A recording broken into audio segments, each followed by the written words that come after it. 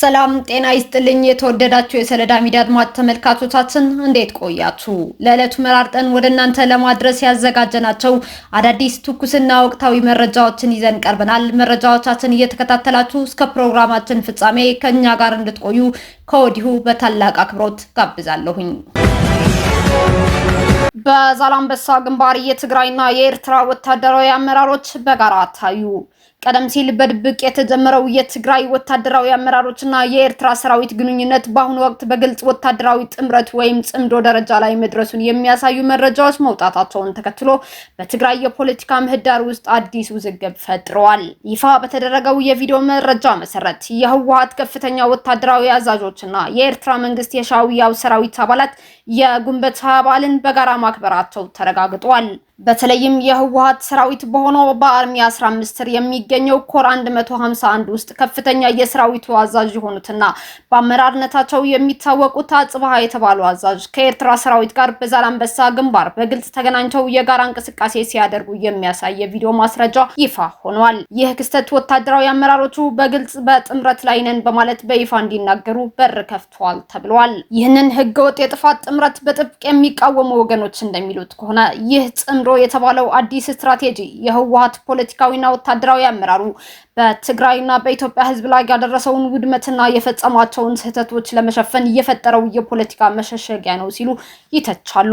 ተንታኞች የጥምረቱ መታወጅ በትግራይ ህዝብ ላይ በድጋሚ ወደ የጥፋት ጦርነት እንዲገባ መፍረድ ነው ሲሉም ስጋታቸውን እየገለጹ ይገኛሉ። በተጨማሪም በትግራይ ህዝብ ዘንድ ለዚህ ጥምረት ፍጹም ተቀባይነት እንደሌለው የሚያሳይ ትልቅ ማረጋገጫም ቀርበዋል።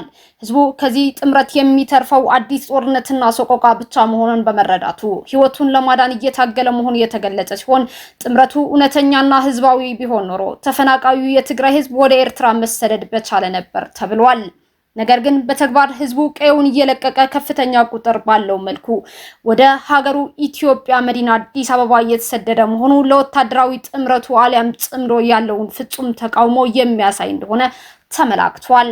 ጉዳዩን አስመልክቶ ከተለያዩ የትግራይ የፖለቲካና የማህበራዊ ሚዲያ አንቀሳቃሾች የሚሰነዘሩት ትችቶች እየበረቱ የመጡ ሲሆን ይህ የዛላምበሳው የጋራ ወታደራዊ ትዕይንት የግብጽ ቀንበር ተሸካሚዎቹ ሻዕቢያና ህወሓት በቀጠናው ፖለቲካ ላይ አዲስ የጦርነት ምዕራፍ ሊከፍቱ እየተንቀሳቀሱ መሆኑ ማሳያ ሊሆን እንደሚችል እየተነገረም ይገኛል።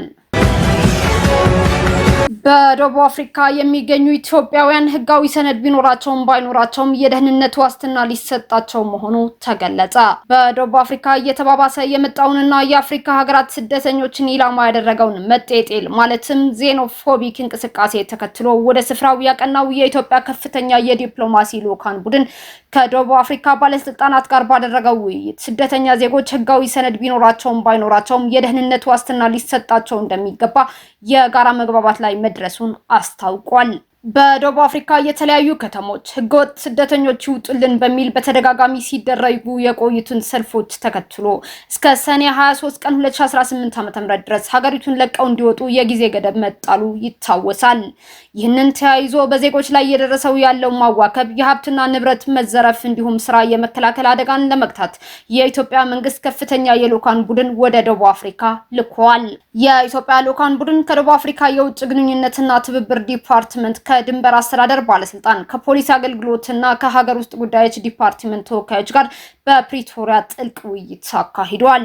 በውይይቱ ወቅት ሁለቱ ወገኖች ማንኛውም ህገወጥነት በህገወጥ መንገድ የመፍታት እንደማይገባ የተስማሙ ሲሆን ሰነድ የሌላቸው ዜጎችም ቢሆኑ በደቡብ አፍሪካ የሀገር ውስጥ ህግና ሀገሪቱ ፈራሚ በሆነችባቸው ዓለም አቀፍ ስምምነቶች መሰረት ሰብአዊ አያያዝ ሊደረግላቸው እንደሚገባ መግባባት ላይ ደርሰዋል። ለዚህም አፈጻጸም የኢትዮጵያ ኤምባሲ አስፈላጊውን ድጋፍና ቅንጅት እንደሚያደርግ ተገልጿል። በሌላ በኩል በወንጀልና በህገወጥ ተግባራት ላይ የተሰማሩ ስደተኞች ከህግ ማምለጥ እንደማይችሉ የገለጹት ባለስልጣናቱ በተለይም ዜጎችን ለእንግልትና ለአደጋ በሚዳርጉ ህገወጥ የሰዎች ዝውውር መረቦች ላይ የተቀናጀና የማያዳግም የህግ እርምጃ ለመውሰድ ተስማምቷል። የኢትዮጵያ ልዑካን ቡድን በደቡብ አፍሪካ የሚኖሩ ማህበረሰባትን አስመልክቶ ባስተላለፈው መልእክትም ዜጎች ከመቼውም ጊዜ በላይ መደራጀት፣ የሀገሪቱን ህግና ዓለም አቀፍ ህግጋትን ማወቅ እንዲሁም ራሳቸውን ከማንኛውም ወንጀል ማራቅ እንዳለባቸው አሳስበዋል። በተጨማሪም በደቡብ አፍሪካ የሚገኙ ኢትዮጵያውያን በተናጠል ከሚንቀሳቀሱ ይልቅ ካፒታላቸውን በማስተባበርና በማቀናጀት ወደ ትላልቅ ኩባንያዎችና ኢንቨስትመንቶች ማሳደግ ቢችሉ በትውልድ ሀገራቸውም ሆነ በደቡብ አፍሪካ ተጠቃሚ መሆን እንደሚችሉና ይህም በአሁኑ ወቅት የሚታዩትን ማህበራዊ ውጥረቶች ለመቀነስ ትልቅ መፍትሄ እንደሚሆን የልዑካን ቡድኑ በጽኑ ጠቁመዋል። ይህ በእንዲህ ይላል ደቡብ አፍሪካውያን በአፍሪካውያን ወንድሞቻቸው ላይ የሚፈጸመው አግላይነትና ማግለል በበረታበት በዚህ ወቅት የምዕራብ አፍሪካዊቷ ሀገር ጋና ግን አፍሪካውያንን በኩራትና በክብር በመቀበል የአህጉራዊ አንድነት ተምሳሌትነቷን በድጋሚ እያረጋገጠች ትገኛለች። የጋናው ፕሬዝዳንት ጆን ድራማኒ ማሃማ የአፍሪካውያንን አንድነትና ትስስር አስመልክተው በሰጡት መግለጫ ሀገራቸው ሁሉንም አፍሪካውያን የምትቀበለው እንደ እንግዳ ሳይሆን እንደ ባለቤት መሆኑን አስገንዝበዋል። ፕሬዝዳንቱ ለአፍሪካ ዜጎች ባስተላለፉት ሞቅ ያለና ጥልቅ መልእክት አንዳንድ የአፍሪካ ሀገራት አፍሪካውያን ወንድሞቻቸውን እያሳደዱና ባይተዋር እያደረጓቸው ባሉበት በዚህ ሰዓት ጋና ግን በኩራት ተቀብላችኋለች፣ ይህች ሀገር የእናንተን ቤት ናት ሲሉ አረጋግጠዋል። ይህ የጋና አቋም በደቡብ አፍሪካ ላይ እየታየ የመጣውን የመጤጠል ዜኖፎቢክ ስሜትና የስደተኞች መፈናቀል አዝማሚያ በጽኑ የሚሞግት ሲሆን ጋና ቀደም ሲል ከፓን አፍሪካኒዝም መስራቾች ያገኘችውና ለአፍሪካውያን ሁሉ ክፍት የመሆን ታሪካዊ አደራ ዛሬም በደመቀ ሁኔታ እየተገበረችው መሆኗን የሚያሳይ ነው ተብሎለታል። ይህ መግለጫ በአፍሪካ የፖለቲካና ዲፕሎማሲ መድረክ ላይ ከፍተኛ መነቃቃትን የፈጠረ ሲሆን ሌሎች የአፍሪካ ሀገራትም ለአህጉራዊ ነፃ ዝውውርና ለወንድማማችነት ትኩረት እንዲሰጡ የሚያሳስብ መሆኑ ተንታኞች እየገለጹ ይገኛሉ። ኬንያ ውስጥ ሊገነባ የታቀደውን የኢቦላ ማቆያ ማዕከል የከለከለውን የከፍተኛው ፍርድ ቤት ውሳኔ ተከትሎ አሜሪካ ጉዳዩ በሂደትና ውይይት እንደሚፈታ ያላትን እምነት ገለጸች። የኬንያ ከፍተኛ ፍርድ ቤት በሀገሪቱ ውስጥ ሊገነባ በሂደት ላይ የነበረውን የኢቦላ መለያና ማቆያ ማዕከል ግንባታ በጊዜያዊነት እንዲታገድ መወሰኑን ተከትሎ የአሜሪካ መንግስት በፕሮጀክቱ ዙሪያ የተነሱትን ስጋቶች በውይይት መፍታት እንደሚቻል ያለውን ጽኑ እምነት ገልጿል።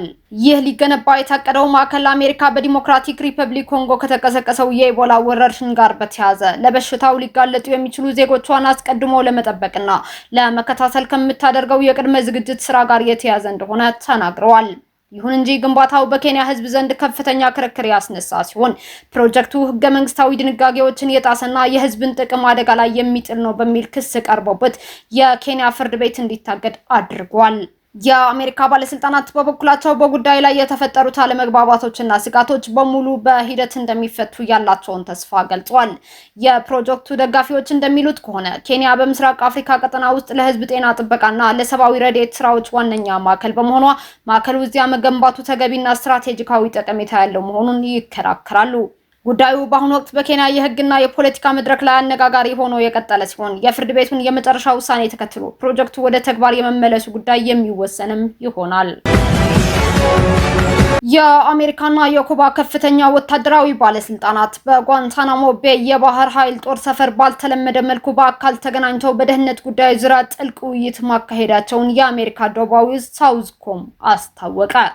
በዙ ይፋዊ መግለጫ መሰረት በስብሰባው ላይ የአሜሪካው ጀነራል ፍራንሲስ ዶኖቫንና የኩባው ሌተናንት ጀነራል ሮቤርቶ ሶቶሎንጎ የተገኙ ሲሆን በባህር ኃይል ደህንነት፣ ድንገተኛ አደጋዎች የመከላከል ስልቶች፣ የጦር አባላት ደህንነትና ለቀጣይ ዘመቻዎች ስላለው ዝግጁነት በስፋት መክረዋልም ተብሏል።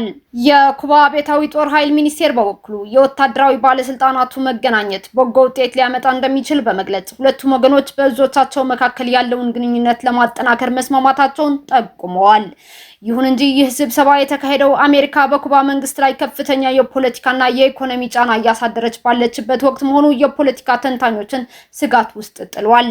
በተለይም ፕሬዝዳንት ዶናልድ ትራምፕ ኩባን በከፍተኛ የነዳጅና መብራት ኃይል እጥረት እየፈተኗት ባለችበት በዚህ ሰዓት የተደረገው ወታደራዊ ውይይት ውሃ የማያነሳና ፍሬያማ ሊሆን የማይችል ነው ሲሉ ተንታኞቹ ይገልጻሉ።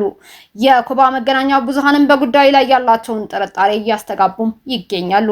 የአሜሪካ የደህንነት ሰዎች ወደ ኩባ በተደጋጋሚ መመላለሳቸው የጠቀሱት የሀገር ውስጥ ሚዲያዎቹ ስብሰባው ከእውነተኛ ስምምነት ይልቅ አሜሪካ በኩባ ላይ የምታካሄደውን የስለላ ስራ ለማጠናከር እየታለመ ነው በሚል እየዘገቡትም ይገኛሉ። በተጨማሪም የአሜሪካ የጦር መርከቦች በካሪቢያን ቀጠና እያደረጉት ያለው ወታደራዊ እንቅስቃሴ ለኩባ ዋነኛ የደህንነት ስጋት መሆኑን ተመላክቷል።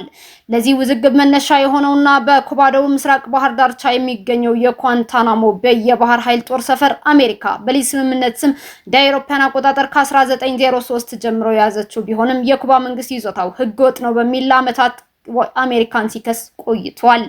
ይህ በእንዲህ እንዳለ አሜሪካ አስፈላጊ ሆኖ ከተገኘ በኩባ መንግስት ላይ ጥቃት ለመሰንዘር ይህንኑ የጦር ሰፈር ልትጠቀምበት እንደምትችል የሚጠቁሙ ወታደራዊ ትንበያዎች እየወጡ መሆናቸው የቀጠናውን ውጥረት ይበልጥ አሳሳቢም አድርጎታል። እስካሁን አብራችሁን ከኛ ጋር ስለነበራችሁ እያመሰገንኩኝ በሌሎች መረጃዎች እስክንመለስ እንደተለመደው የሶለዳ ሚዲያ ቤተሰብ በመሆን ላይክ፣ ሼር፣ ሰብስክራይብ ማድረጋችሁን አትርሱ። አዳዲስ ትኩስና ወቅታዊ መረጃዎቻችን በቶሎ እንዲደርሷችሁ የደወል ምልክቷን ይጫኑ። ስኬት፣ ድልና ሰላም ለኢትዮጵያውያን። ሶለዳ ሚዲያ